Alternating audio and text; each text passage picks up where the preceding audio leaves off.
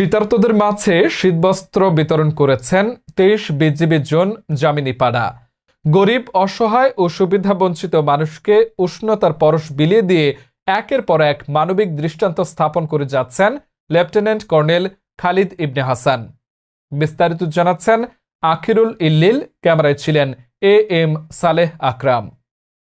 শুধু আমার একার জন্য দোয়া করবেন না, দোয়া কখনো একজনের জন্য করলে কবুল। দোয়া করবেন, ভালো থাকবেন। অনেক ধন্যবাদ। আমার জন্য অনেক কিছু। তো আমি লেফটেন্যান্ট কর্নেল খালিদ, আমি জামিনীপাড়া জোনের নতুন অধিনায়ক। পাহাড়ে বসবাসরত গরিব, অসহায় ও হতদরিদ্র মানুষ কিভাবে এই তীব্র শীত অতিক্রম করছে তা অনুধাবনের লক্ষ্যে এক নজিরবিহীন মানবিক দৃষ্টান্ত স্থাপন করে যাচ্ছে জামিনীপাড়া 23 বিজিবি জোন। সামর্থ্য অনুযায়ী উষ্ণতার পরশ বিলিয়ে দিয়ে একের পর এক প্রমাণ করে যাচ্ছে এটি একটি মানবিক দায়িত্ব।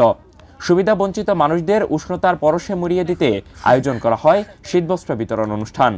খাগড়াছড়ি জেলার মাটিরাঙ্গা উপজেলার 23 বিজিবি জামিনীপাড়া জোনের নবাগত জোন অধিনায়ক লেফটেন্যান্ট কর্নেল খালিদ ইবনে হোসেনের স্ত্রী শীতার্তদের মাঝে শীতবস্ত্র বিতরণ করেন।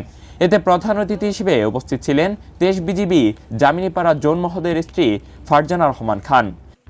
এতে বিশেষ মেহমান হিসেবে উপস্থিত ছিলেন জোন উপ অধিনায়ক মেজর আশিকুর রহমান।